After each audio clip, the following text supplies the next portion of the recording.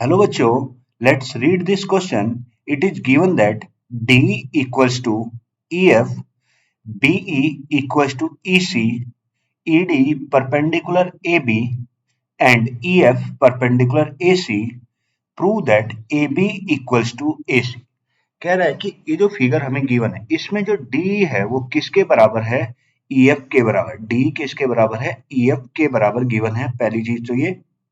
दूसरी चीज उसमें हमें कह रहा है बीई, जो बी है वो मेरा किसके बराबर है? ईसी के बराबर है. एंड ईडी परपेंडिकुलर है एबी के एंड ईएफ परपेंडिकुलर एसी के. और हमें प्रूव क्या करना है कि एबी किसके बराबर होगा?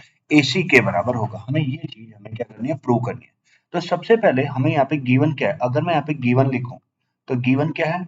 गिवन है यहाँ पे जो डी है वो मेरा किसके बराबर है? डी है ईएफ के बराबर. डी किसका? ईएफ के बराबर.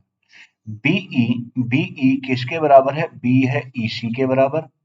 साथ में ईडी, ईडी जो है वो परपेंडिकुलर है किसके? एबी के. ED perpendicular AB. और साथ में ईएफ, जो ईएफ है वो परपेंडिकुलर है किसके? एसी के परपेंडिकुलर है. ये मुझे चार चीजें गिवन है और मुझे यहाँ पे प्रूव करना है. टू प्रूव, जो हमें यहाँ पे प्रूव करना है वो प्रूव ये करना है कि एबी जो होगा ना, एबी वो किसके बराबर होगा? एसी के बराबर. एबी इक्वल टू किसके? एसी के बराबर होगा. अब देखो, अगर मुझे ये चीज प्रूव करनी है तो सबसे पहले मैं बात करता हूं कौन से ट्रायंगल की. मैं दो ट्रायंगल ले लेता हूं. In triangle B D E, B D and B D and triangle C F E. मैंने B D and C F E ले लिया. अब देखो, अगर मैं B D and C F E ले रहा हूं दोनों के ये, अब देखो ये वाला एंगल अगर 90 डिग्री का है तो इधर भी कितने डिग्री का होगा? 90 डिग्री का होगा. ये वाला एंगल अगर 90 डिग्री का तो इधर वाला एंगल भी कितने डिग्री का होगा? 90 डिग्री का होगा. क्योंकि पूरी स्ट्रेट लाइन एक 180 डिग्री का एंगल बनाते तो ये 90 तो ये भी 90 होंगे. ये. अब अगर इसमें मैं बात करूं ये जी, तो इसकी अगर बात करें angle, angle B D E, B D किसके बराबर है? बी डी किसका? एंगल सी एफ ई के बराबर. बी डी किसका है? सी एफ ई के. दोनों कैसे हैं? 90 डिग्री है, यानी राइट एंगल ट्राइंगल है. एक तो ये होगा राइट एंगल ट्राइंगल. दूसरी चीज 90 डिग्री के सामने वाली साइड वो हमेशा क्या होते हैं? हाइपोटेन्यूस होते हैं राइट एंगल ट्राइंगल. और उसने हमें दे रखा है कि अब देखो यहाँ पे बीई, यानी इसका जो हाइपोटेन्यूस है वो बी है और इसका जो हाइपोटेन्यूस है दूसरे वाले का जो हाइपोटेन्यूस सीई है.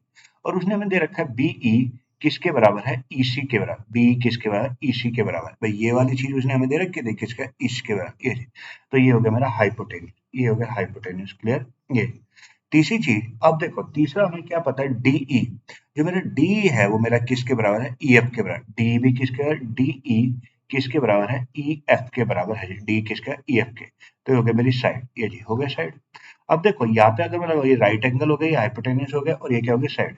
तो अगर मैं बाय यूजिंग आरएचएस एक्सियोम, अगर मैं यहाँ पे आरएचएस एक्सियोम्स की हेल्प लूं, ये जी, तो यहाँ पे क्या हो जाएगा? ये जो दोनों ट्राइंगल है, triangle B D E, B D congruent हो जाएगा किसके? ट्राइंगल सी एफ ई के. सी एफ ई के क्या हो जाएगा? कॉन्ग्रुएंट हो जाएगा. बी बी डी कॉन्ग्रुएंट हो जाएगा किसके? ट्राइंगल सी एफ ई के.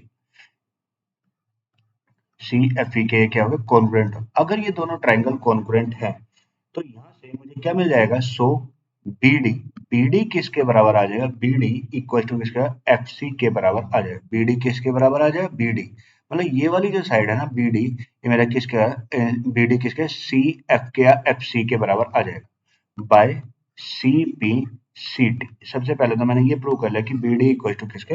एफ सी या सी एफ के बराबर होगा. ये.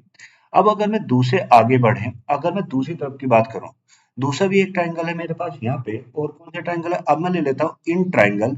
अगर मैं लू in triangle A D E and triangle क्या ले लिया? A D, A D E ले लिया. और क्या ले लिया? A F A F E, A D और ए एफ ई ले लो.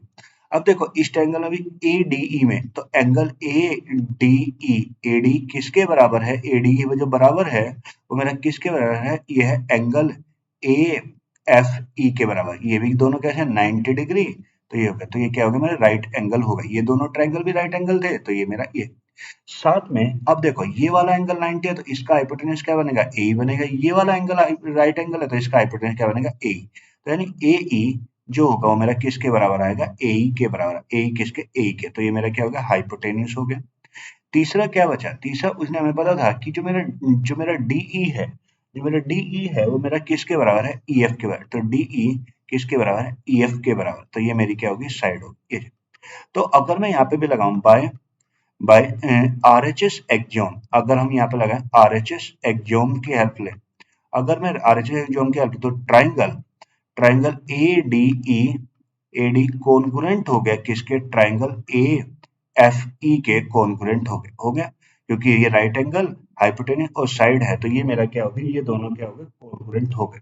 तो अगर ये दोनों मेरे कॉन्ग्रुएंट हो गए तो मैं यहाँ पे लिख सकता हूँ, सो सो मेरा क्या आ जाएगा, एडी, जो मेरा एडी है वो मेरा किसके बराबर आ जाएगा, एएफ के बराबर आ जाएगा, बाय किससे, सी पी सी टी से। तो ये हो गया मेरी इक्वेशन नंबर सेकंड। अब देखो मेरे पास दो इक्वेशन हो गई, एक तो होगा एडी इक्वल टू एएफ, ये अभी मैंने प्रूव किया, और इससे पहले मैंने क्या प्रूव किया था, बीडी, इससे पहले मैंने प्रूव बीडी इक्वल टू किसके बराबर था, सीएफ के बराबर था। ये मेरी फर्स्ट इक्वेशन थी। अगर मैं दोनों को ऐड कर दूं, adding equation first and second, अगर मैं दोनों को इक्वेशन फर्स्ट और सेकंड को ऐड करूंगा, लेफ्ट हैंड साइड से ऐड होगी, राइट हैंड साइड से, तो AD plus DB, AD plus DB equals to क्या हो जाएगा, एएफ, एएफ प्लस क्या हो जाएगा, सीएफ हो जाएगा। अब देखो AD plus DB, AD plus DB किसके बराबर आएगा, पूरा एबी हो जाएगा, एडी प्लस डीबी किसके, एबी के, और एएफ प्लस सीएफ मेरा किसके बराबर हो जाएगा, एसी के बराबर हो जाएगा। तो मैंने यहाँ से क्या ये निकल के आ गया कि ए बी किसके बराबर है, ए सी के बराबर है। तो यही मुझे क्या करना था, प्रूव करना था। तो so we prove that A B equal to A C. Hope you will understand it well. Best of luck. Thank you.